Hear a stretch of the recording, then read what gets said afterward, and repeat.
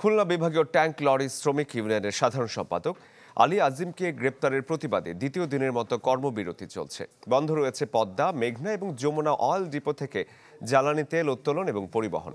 তার জামিন না হওয়া পর্যন্ত কর্মবিরতি চলবে বলে জানিয়েছেন শ্রমিকরা। গত রোববার আলী আজিমকে গ্রেপ্তার করে ডিবি পুলিশ। তার বিরুদ্ধে খালিশপুরে বিএনপি অফিস ভাঙচুরের মামলা রয়েছে। মিথ্যা মামলা দিয়ে তারা অ্যারেস্ট করানো হয়েছে। আর আমাদের এই লিডারের না ছাড়া পর্যন্ত আমরা গাড়ি কেউ চালাবো না। সেক্রেটারিরা যদি ছাড়ে তাহলে সেক্রেটারি এসে অর্ডার দিলে আমরা সাধারণ শ্রমিক যারা তারা লোড করব গাড়ি, না হলে অব্যাহত থাকবে।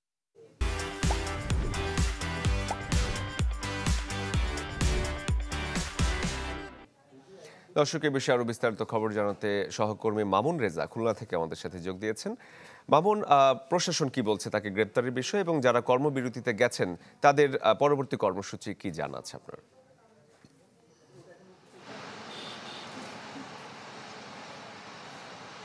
শরীফ, খুলনার 3টি ডিপো থেকে এখনো জ্বালানি তেল উত্তোলন এবং 16টি জেলায় পরিবহন বন্ধ রয়েছে।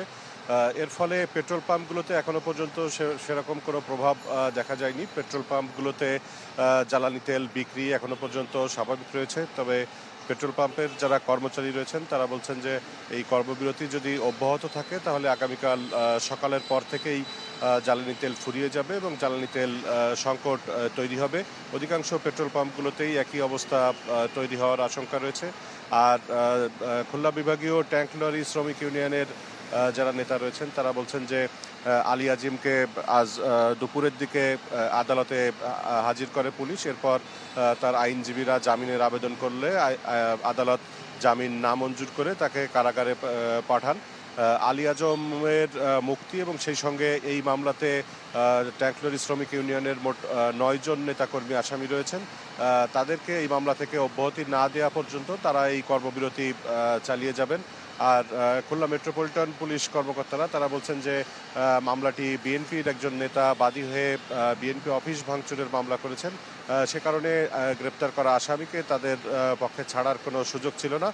তারপরেও বিষয়টি তারা খোঁজখবর নিয়ে দেখছেন।